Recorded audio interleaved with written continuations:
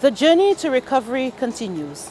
It is under this theme that we welcome you to the annual general meeting of your electricity company, Domlec.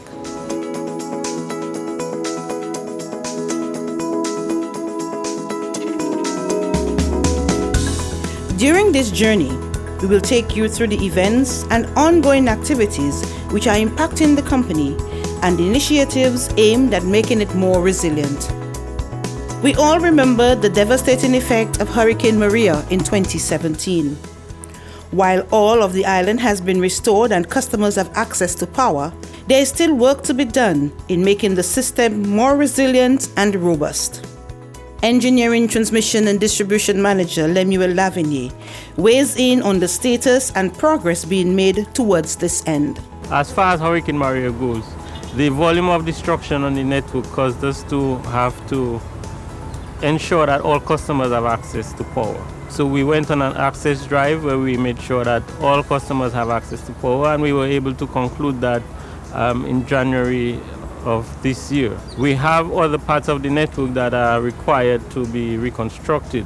The network is made up of just more than just giving customers access to power, but giving customers access to reliable power. One example would be a customer in Bagatelle. For example, before Maria, if there was a damage in the line anywhere between Padu and Bagatelle, we would have simply rerouted power from Delices over to Bagatelle. That section of the line has not yet been rebuilt. We have difficulty accessing that location, so this is something that we're working on. When we woke up on the morning of after Maria, we knew that it was going to be a marathon. It was a much longer marathon than we anticipated because there were some challenges along the way that we just did not foresee, including the right-of-way challenges and some of the others. But we are quite happy that we are at this stage, and right now we are focusing on cleaning up before we start getting into the reliability part of it, because we want to make sure that the citizens of the country are safe. Generation Manager Dave Stamp reports that following a considerable amount of work, the department is almost fully restored. After Maria, we lost the capabilities of over 70% of our generation units. And since then, we have done a lot of work, a lot of time has passed, and we are now have restored over 80% of that capacity. We have 17 of 19 units available to generate to our customers. And we just have 2 units at one station, which is the Padu station at the hydro system, that's unavailable. There is much ongoing discussion on Domlec's strategic objectives and move towards a more environmentally friendly system. Stamp, who is closely linked to a number of initiatives, including discussions with the Caribbean Development Bank, speaks of the benefits to be derived from this engagement. So in keeping with our Build Back Better and also our resiliency and also our sustainable energy source, we have engaged in a number of initiatives. Firstly, I must point out that a significant aspect of our restoration efforts was done through the CDB program. And the CDB, which is the Caribbean Development Bank, was engaged to provide a lot of the funding for our restoration efforts. And interestingly, in that program, there are a number of resilience initiatives. Some of these programs include sustainable energy and engineering consultancy services, which we needed to establish how we're rebuilding the network and how resilient and structural analysis and geothermal analysis of our network.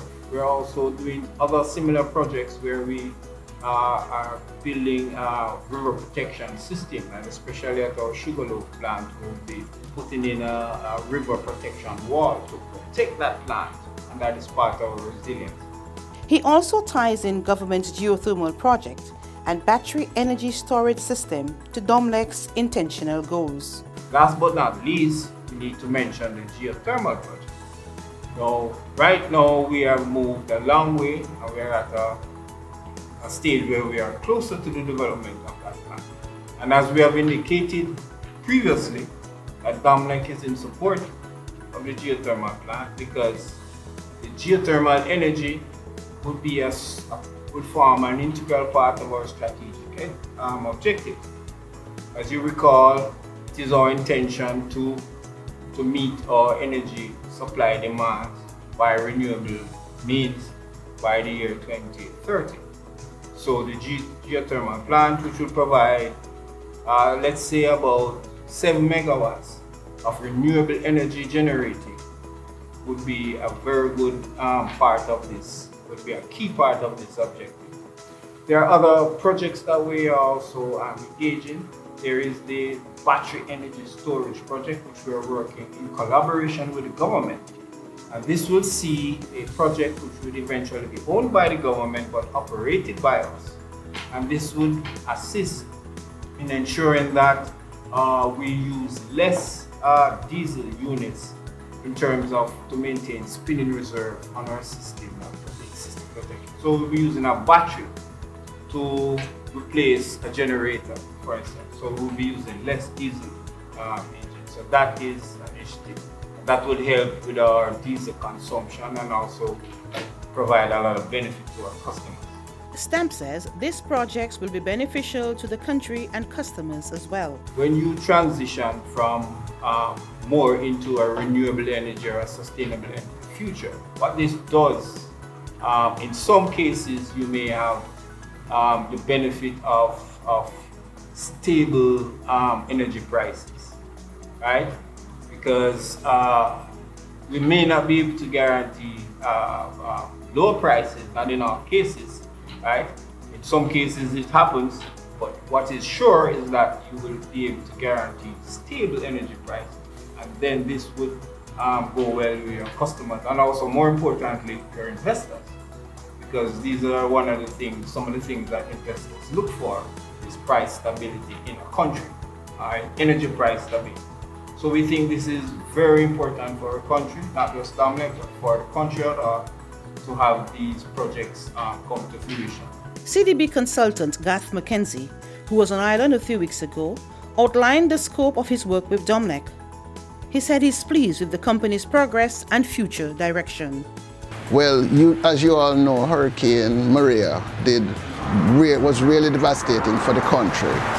In its rehabilitation, Dominica got some support from the Caribbean Development Bank to aid in that work. Of course, they have brought in consultants such as myself to assist with this project.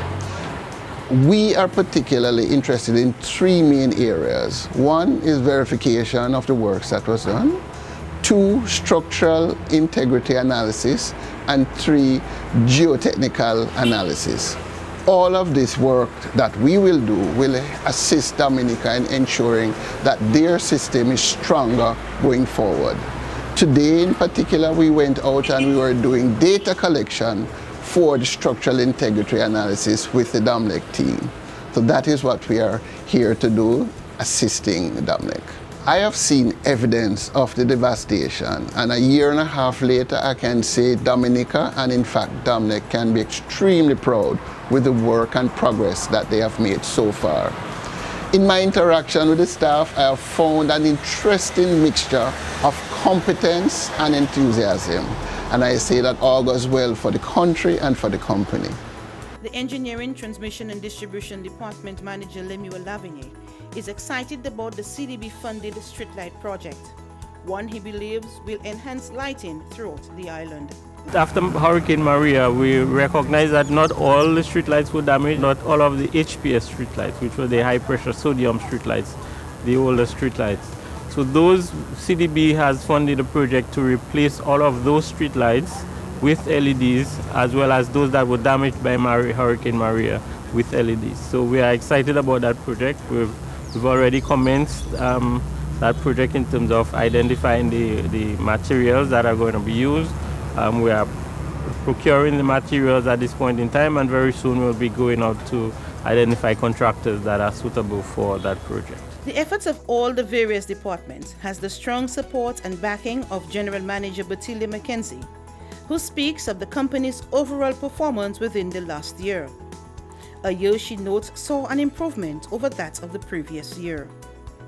We set our corporate goals within a context of just having a storm in 2017 September, and with the substantial percentage of customers not being connected by the beginning of 2018. And our primary focus was on getting customers restored. And doing so with not much revenue, because you were unable to operate with the level of sales that you had prior to the storm. And so we had to seek financing. We know that we had the NBD loan, but we had to seek additional financing from the CDB, and we were successful at that. With our staff continuing to work very, very hard, assiduously to get the work done, we were able to do it. One of the things that I found, which was a bit disheartening for us as a utility, though we sought to work to bring on persons onto the grid, so people had access to the grid, but the customers were not able to take advantage of that because of the state of their homes. Their homes were not ready, and so our sales did not materialize in the way we projected in 2018. But we were still able, by looking at the other side of it, our expenses, to keep our expenses down so that we were still able not to turn a profit, but the loss was not as great as it was in 2017. So as in 2017 we had a loss of about 9 million, we had a loss of just about 2 million. It's still a loss. It's still not the state of affairs that I want. But it is so much better than it was at the end of 2017. She reports that the various initiatives already in the pipeline are of great significance to Domlec's overall objective. We are now focusing again on winning our generation portfolio, and we are aware of government's geothermal project in conjunction with the Domlec Geothermal Development Company, submitted to the IRC the power purchase agreement, which will govern the commercial arrangements between Domlec and the GGC. They will supply the power, the geothermal power to us when we purchase it from them. And so that is before the IRC. We are waiting their approval of that particular arrangement, but this seems to be moving on quite satisfactorily, progressing well.